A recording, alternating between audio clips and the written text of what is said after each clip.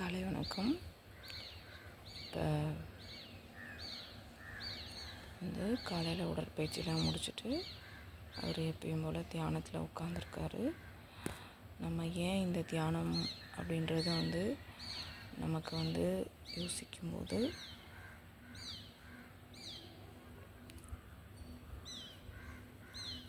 நம்மளுடைய மனசை ஒருநிலைப்படுத்துறதுக்கும் கணவன் மனைவி 2 பேருமே குடும்பத்தில் ஒற்றுமையாக இருக்கிறதுக்கு ஒருத்தரை அனுசரித்து விட்டு கொடுத்து போகிறதுக்கு நம்ம பண்ணுற முதலீடு தான், ஃபஸ்ட்டு முதலீடு தான் இந்த தியானம் அப்படின்றது. தியானம் பண்ண நம்ம நம்ம மேலே இருக்க தவறுகள் என்ன அப்படின்றத நம்மளால் உணர முடியும். அதே மாதிரி மனைவிகிட்ட இருக்கக்கூடிய தவறுகளை அவங்க மன்னிக்கக்கூடிய மனப்பக்குவமும் உருவாகும். நாங்கள் மனவளக்கலை யோகாவில் 2010 நாங்கள் பயிற்சி எடுத்து செஞ்சிட்ருக்கோம். கணவர் இப்போ ரீசெண்டாக ஒரு 2 இயர்ஸ்க்கு முன்னாடி தான் பயிற்சி எடுத்து பண்ணிகிட்ருக்காரு.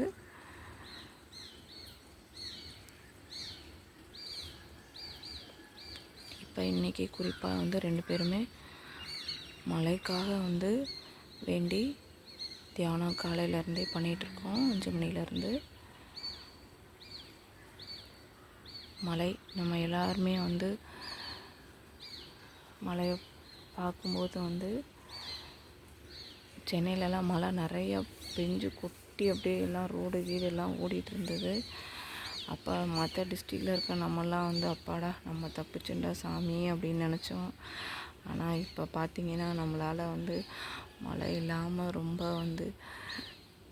கஷ்டப்பட்டுட்ருக்கோம். எல்லாருமே ஒரு கூட்டு பிரார்த்தனை மாதிரி மழை வேணும் அப்படின்னு சொல்லிட்டு நம்மளுடைய எண்ணம் போய் பிரபஞ்சத்தை போய் அடித்து நமக்கு தேவையான மழையை கொண்டு கொடுத்துரும். அதுதான் இயற்கை சட்டம், பிரபஞ்சத்துடைய சட்டமும் அதுதான். கண்டிப்பாக எல்லோரும் கூட்டு பிரார்த்தனையோட மழை வேணும் அப்படின்னு சொல்லிட்டு நம்ம பிரார்த்தனை செய்வோம்.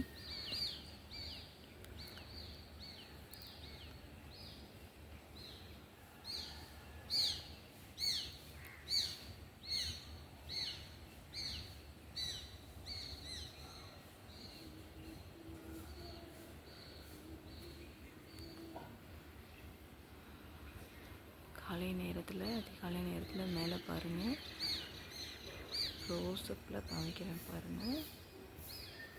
நம்மளுடைய சந்திரன் அழகாக காட்சி கொடுக்குறாரு. அது இல்லாமல் செந்நிறத்தில் சூரிய பகவான் நம்மளுக்கு காட்சி கொடுக்கறதுக்கு தயாராகிட்டார்.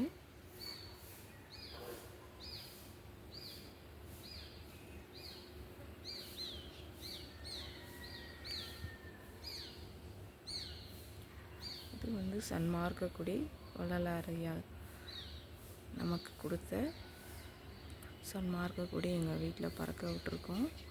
அது ஒற்றுமையை எப்பயுமே சமாதானத்தை நமக்கு அது கொடுக்கும். நம்ம எல்லோரும் என்ன பண்ணிகிட்ருக்கோம், எல்லோரும் வீடியோவில் யூடியூப்பில் எல்லோரையும் நிறைய சப்ஸ்கிரைப் பண்ணுங்கள். ஃப்ரெண்ட்ஸ் நிறைய தேடுறோம். ஃப்ரெண்ட்ஸுகளே நண்பர்களேன்னு எல்லாருமே முகம் தெரியாத இருக்கிறவங்கள நம்ம தேடி ஓடிட்டுருக்கோம். ஆனால் நம்ம பக்கத்தில் இருக்கக்கூடிய அத்தை மாமா தாத்தா பாட்டி பெரியப்பா பெரியம்மா சித்தி அப்படின்னு சொல்லிட்டு நம்மளுடைய சொந்தங்களை நம்ம தேடுறதுக்கான முயற்சிகளை நம்ம எடுக்க மறந்துகிட்டே இருக்கோம். இந்த சமாதான கொடி வீட்டில் பறக்கும்போது நிச்சயமாக நம்மளோட உறவுகள் எல்லாரும் நம்மக்கிட்ட சமாதானமாகி திரும்ப வருவாங்க. நம்ம உறவுகள் பக்கத்து வீட்டில் இருக்காங்க, இவங்க எல்லாருமே நம்ம நண்பர்களாக்கி உறவுகளாக்கி நம்ம சந்தோஷமாக இருக்கலாம். முகம் தெரியாத நண்பர்கள் வேணும், முகம் தெரியாத உறவுகள் வேணும்னு எவ்வளவோ வந்து நம்ம வந்து ஓடிட்டுருக்கோம் யூடியூப்பில். அதனால் கொஞ்சம் எனக்கு தெரிஞ்சதை சொல்கிறேன். இதில் எதுவும் தவறு இருந்தால் மன்னிச்சிடுங்க. நிச்சயமாக அது எனக்கு, ஏன்னா நம்ம பார்க்குற எல்லாருமே யூடியூப்பில் உடனே சப்ஸ்கிரைப் பண்ணுங்கள், என் நண்பர்களே, தோழிகளே, உறவுகளே அப்படின்லாம் ரொம்ப வந்து பேசுகிறாங்க, ஐஸ் வைக்கிறாங்க. அதுதான் அப்போ நினைப்பேன் நான் வந்து, என்னடா நம்மளுடைய உறவுகள் வந்து சொந்தங்கள் வந்து பக்கத்தில் இருக்காங்க வீட்டில் குறை சொல்லுவோம், அப்பா அம்மாவை குறை சொல்கிறது, வீட்டில் உடன் பிறந்தவங்கள குறை சொல்கிறது, உறவுகள் எல்லாத்தையும் எந்த அளவுக்கு குறை சொல்ல முடியுமோ அந்த அளவுக்கு ஏதோ ஒரு சப்பையான ஒரு காரணத்தை வச்சு குறை சொல்லிகிட்டு இருப்போம். ஆனால் இந்த யூடியூப்பில் பாருங்கள், நண்பர்களே, தோழிகளே, உறவுகளே, நீங்கள் தான் எனக்கு உயிர், நீங்கள் தான் எனக்கு சொத்து அப்படின்லாம் வந்து இவங்களேன் நைஸ் பண்ணிகிட்ருக்காங்க. அதுவும் வந்து நன்மைக்குன்னு தான் நினைக்கிறேன். ஏன்னா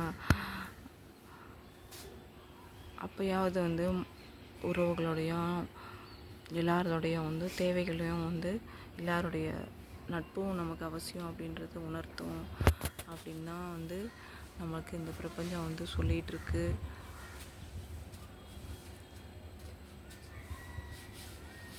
மாங்காய் இது வந்து நல்லா டேஸ்ட்டாக இருக்கும். இந்த மாங்காய் சாம்பாருக்கு போடுறது.